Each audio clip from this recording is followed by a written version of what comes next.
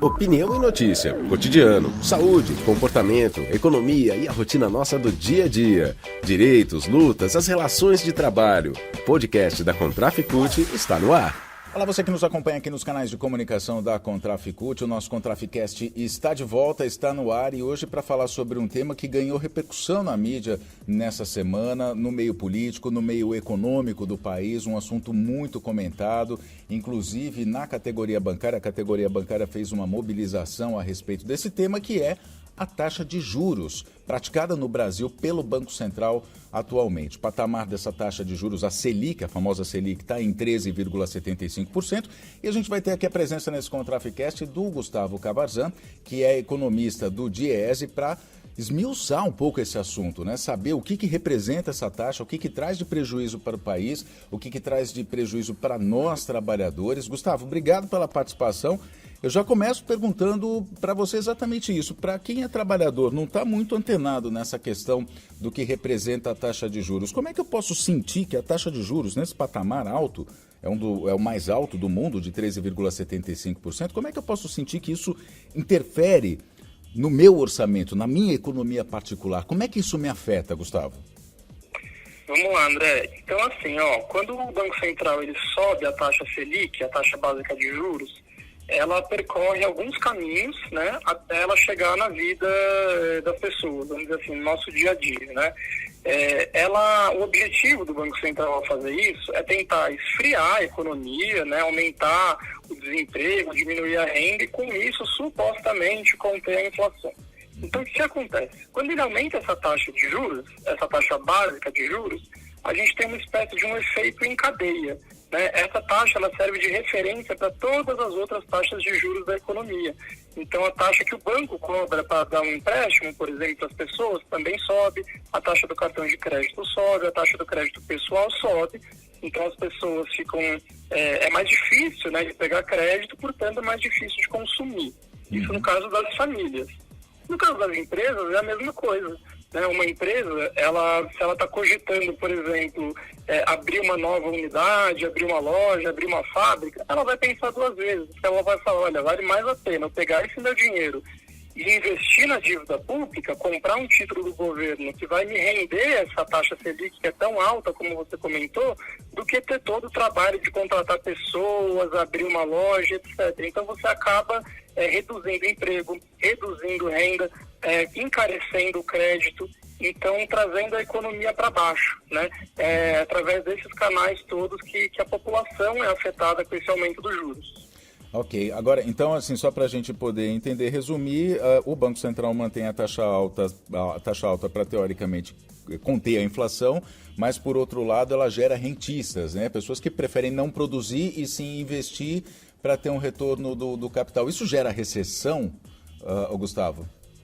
Isso pode gerar recessão, com certeza, né? Porque você imagina que a conta é o seguinte, né? De uma pessoa que tem dinheiro para investir na economia, né? Vamos dizer que um empresário queira investir um dinheiro. Aí ele olha as opções que ele tem.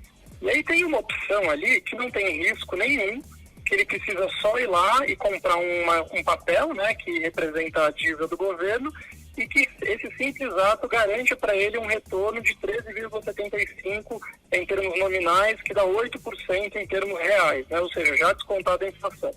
Então, esse empresário ele não tem nenhum tipo de incentivo para pegar o dinheiro dele e investir em atividades produtivas, que gerem emprego, que façam a economia circular, né? Ele vai investir em dinheiro da dívida pública, tá? E aí, realmente, você drena recursos da economia real, né, da economia produtiva, do comércio, da indústria, etc., para o setor rentista, né, que é quem são os detentores da dívida pública hoje no Brasil, que são basicamente, né, principalmente os bancos. Então, quando o governo paga esses juros da dívida, para quem ele está pagando? Ele está pagando para o Bradesco, para o Itaú, para o Santander e assim por diante. Então, você tem esse dreno de recursos da economia como um todo para esse setor, né, que a gente chama de rentista. Ok, isso já responde uma pergunta que é assim, quem ganha com essa taxa de juros, né, Gustavo? Exatamente, né? Então você tem esse pessoal, né, que são, sei lá, o 1% mais rico do país, que detém o grosso da dívida pública brasileira, então eles recebem esses juros. Os bancos recebem ainda por uma outra maneira, que é aquela que eu comentei no início, né? As taxas de juros bancárias também sobem, então a população se endivida mais caro, paga mais juros para os bancos, né? Hoje a gente está com um patamar recorde de endividamento da população, 30% em média da renda das pessoas para pagar dívida com o sistema financeiro, então os bancos também ganham. E tem um terceiro elemento que é bastante grave, que é o que é drenado de recursos do orçamento público, né? Porque no fundo o que acontece é que o governo acaba gastando mais dinheiro com juros da dívida, né? Hoje a gente tem anualmente 600 bilhões de reais sendo gastos com juros da dívida, né? Isso equivale a 6% do PIB, recurso que poderia estar tendo uma outra destinação, né? Uma destinação que fosse mais interessante para a sociedade brasileira como um todo. A gente viu então que isso traz consequências, enfim, para a sociedade, para o cidadão comum, para o trabalhador, para as empresas, para a produção do país, para as contas públicas também. Que caminho o país teria para poder baixar a taxa de juros? E aí a gente pode até falar sobre a autonomia do Banco Central, do que depende e tudo, mas na tua avaliação de economista, o que o Brasil precisa para poder retomar o desenvolvimento nesse momento que é realmente necessário o desenvolvimento com geração de emprego e renda, Gustavo? Isso, então assim, né, como a gente viu nas respostas anteriores, reduzir a taxa de juros, essa que é a taxa de juros básica definida pelo Banco Central, isso teria, né, um efeito em cadeia na economia real, né? Isso teria um efeito muito positivo do ponto de vista de incentivar empresários a investirem produtivamente, incentivar consumidores a tomarem crédito para aumentar o consumo, para formar um patrimônio, para comprar uma casa, etc. Então, reduzir essa taxa de juros é uma pré-condição, vamos dizer assim, para ativar os canais, né, do crescimento e do desenvolvimento econômico. Isso passaria por a gente estabelecer alguns debates, né? Primeiro, entender que a taxa de inflação no Brasil, ela tem múltiplas determinações, né? Ela não é, nesse momento atual, principalmente, a gente saindo de uma pandemia, ela não é determinada por excesso de demanda, portanto, o remédio de dar juros altos é um remédio errado, né? A gente teria que discutir outras formas de combater a inflação sem ser via aumento de juros, né? Então a gente podia discutir política de preço de combustíveis, uma política para reduzir o custo da energia no Brasil, retomar os estoques reguladores de alimentos para diminuir a flutuação do preço desses itens. Então, assim, precisaria passar por esse debate, né? A gente encaminhar o debate de inflação no Brasil para entender que não é uma inflação de excesso de demanda e, portanto, não precisa de juros nas alturas para combater, né? A gente precisaria discutir a influência que o setor financeiro, que o mercado financeiro mesmo exerce em cima do Banco Central, né? Todos os presidentes e ex-presidentes de Banco Central, exceção feita ao Alexandre Tombini na época da Dilma, eles são oriundos do mercado financeiro, eles depois vão para o mercado financeiro, né? Numa espécie de porta giratória entre banco, Banco Central, banco, né? Então, o conflito de interesses em torno disso é muito grande, então a gente precisaria estabelecer mecanismos para diminuir essa possibilidade, né? Uma quarentena maior, por exemplo, para quem está no Banco Central poder atuar no mercado financeiro. Hoje é 6 meses, tinha que ser maior, né? Então tem várias coisas que a gente precisa discutir. A própria composição do Conselho Monetário Nacional, com algum membro ali que representasse mais claramente o setor produtivo, a indústria, o setor do trabalho, né? Então é possível a gente pensar em uma série de arranjos que melhorem o sistema de metas de inflação no Brasil e permitam a redução da taxa básica de juros. Uhum. Ok, Gustavo, aí a gente passa pela autonomia do Banco Central nesse assunto. Eu sei que a gente já falou, enfim, sobre as possibilidades, enfim, a gente está esmiuçando bastante isso, está se aprofundando bastante nisso, mas hoje a gente tem um embate entre governo e Banco Central que é autônomo, né, e que acaba esbarrando nessa questão da redução dos juros, que não acontece, né? O Conselho Monetário Nacional, o CNM, se reuniu, manteve a taxa em 13,75% e não é o que o governo quer atualmente, não é também o que a representação dos trabalhadores fala aqui sobre a Contraficute especificamente também, que fez mobilizações essa semana, enfim, fez vários protestos em vários locais do país para que a taxa de juros seja baixada, para que haja essa revisão e principalmente em relação à gestão do Banco Central. Como é que fica essa questão? assim, primeira coisa que a gente precisa entender é que a autonomia do Banco Central, quem defende essa autonomia, argumenta da seguinte maneira, né? A pessoa fala assim, olha, é bom a autonomia do Banco Central porque assim você evita interferências políticas no Banco Central, que principalmente em anos eleitorais fariam com que o Banco Central não cumprisse a meta de inflação. Então, supostamente, esse é o problema. Mas quando a gente vai olhar a realidade, esse é um falso problema. Olha só, o regime de metas de inflação ele começou em 99. Tá? De 99 até 2021, a gente tem 22 anos, onde não houve essa autonomia do Banco Central. Né? Nesse período todo, de mais de 20 anos, a meta de inflação só não foi cumprida em 5 anos. Então, é muito mais raro o Banco Central não cumprir a meta do que cumprir. Então, é um falso problema esse. Né? A autonomia, na verdade, ela veio para, vamos dizer assim, formalizar essa dependência que o Banco Central tem do mercado financeiro. Né? Para evitar, na verdade, a autonomia em relação ao mercado financeiro, que essa sim é a autonomia que a gente precisa buscar.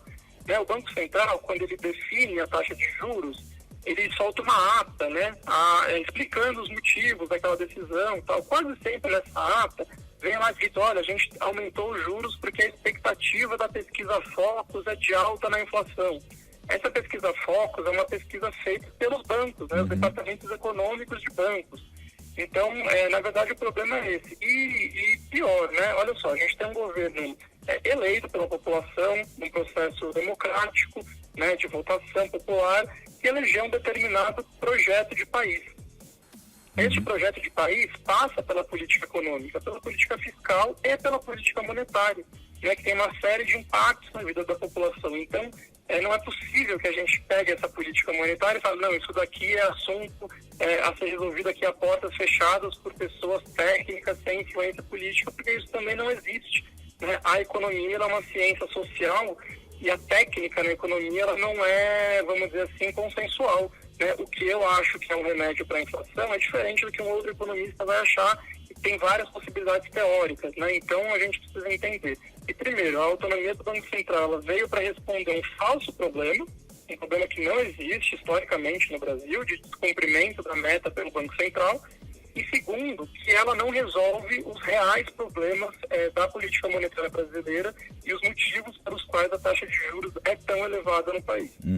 Esse é um dos motivos, inclusive, dos protestos essa semana, né? Foi tema dos protestos também para que seja revista a autonomia do Banco Central, enfim, né? O protesto contra o Roberto Campos Neto, que é o atual presidente do Banco Central. E já que você falou sobre eleição de projeto, a gente sabe que a eleição o projeto eleito é um projeto progressista e, na verdade, o presidente do Banco Central já se declarou, inclusive, no ano passado, indo votar com camisa verde e amarela em apoio ao ex-presidente Bolsonaro, que é outro projeto completamente diferente. Então, realmente, isso atesta a sua afirmação, não é, Gustavo? Agora, o que eu queria, só para a gente poder encerrar essa nossa boa conversa aqui sobre taxa de juros, é sobre o papel, de fato, do Banco Central. Por exemplo, nessa sexta-feira, 17 de fevereiro, a Contraficute enviou um ofício ao Banco Central cobrando medidas em relação à geração de empregos.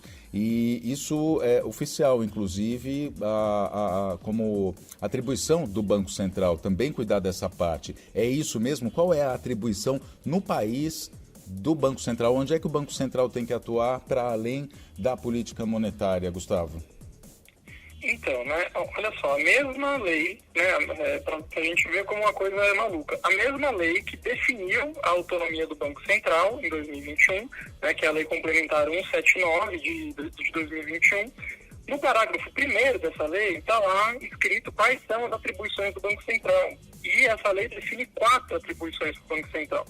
Uma delas é controlar a inflação, né, além de controlar a inflação, fiscalizar as entidades e participantes do sistema financeiro nacional, os bancos, etc. Além disso, suavizar as flutuações de atividade econômica e perseguir o plano emprego. Né? Então, isso está lá na lei como função do Banco Central, porque é óbvio, a política monetária ela não afeta só os preços. A política monetária ela afeta o mundo real, a economia real. Então, se o Banco Central tem, através dos seus instrumentos, capacidade de afetar a economia real, isso também, por óbvio, tem que ser parte dos seus compromissos e das suas metas. Mas isso é uma letra morta na lei, né? A gente não vê isso acontecer de fato, né? As atas do Copom, do Banco Central, elas nem sequer citam esse objetivo, né? A gente está num país com uma altíssima taxa de desemprego, com uma altíssima taxa de subemprego, né? As pessoas muito empregadas em empregos de péssima qualidade, trabalhando menos horas do que gostariam, desalentadas, e nenhuma dessas variáveis ela é citada nas atas do Banco Central. Isso não aparece nas falas públicas, né, do presidente do Banco Central. Recentemente ele deu uma entrevista na Roda Viva, que todo mundo assistiu, e ele sequer citou a palavra emprego em algum momento da entrevista, né? Então, é muito justo que a Contraf faça essa cobrança, porque isso é lei.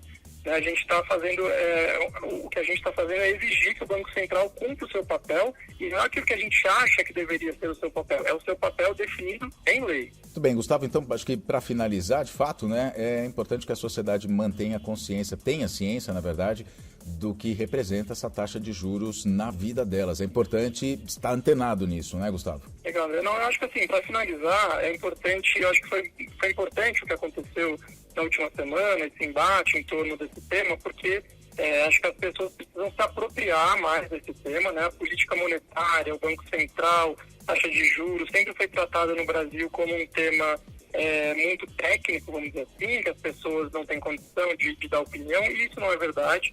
Eu acho que as pessoas precisam entender, numa linguagem simples e fácil, de que forma isso afeta a vida delas, para, inclusive, a gente poder abrir um debate sobre quais são as mudanças que seriam importantes de serem feitas no regime de metas de inflação, no Conselho Monetário Nacional, no método de funcionamento do Banco Central, para que a gente consiga ter uma política monetária, conversando com a política fiscal, com a política cambial, e todas essas juntas, né, trabalhando para um país com crescimento econômico, desenvolvimento, geração de emprego, renda e assim por diante. Então esse é o recado final que eu deixo aqui para vocês. Ok. Gustavo Cavarzan, economista do Diese, obrigado pela participação. A campanha da Contraficut continua, né, juros baixos, enfim, por essa revisão dessa política que é nociva à sociedade, à produção, ao desenvolvimento. Gustavo, obrigado mais uma vez pela participação. A campanha continua, enquanto os juros não baixarem, não vamos baixar a guarda também. Então eu já te deixo aqui convocado para nas próximas semanas voltar a conversar com a gente aqui no Contraficast. Um abraço, Gustavo. Um abraço, André. Obrigadão. Obrigado a você também que nos acompanhou até agora aqui no nosso Contraficast. Até a próxima edição. Este foi um episódio do podcast da Contraficut. Fique ligado em nossas redes e canais de informação. Breve tem mais.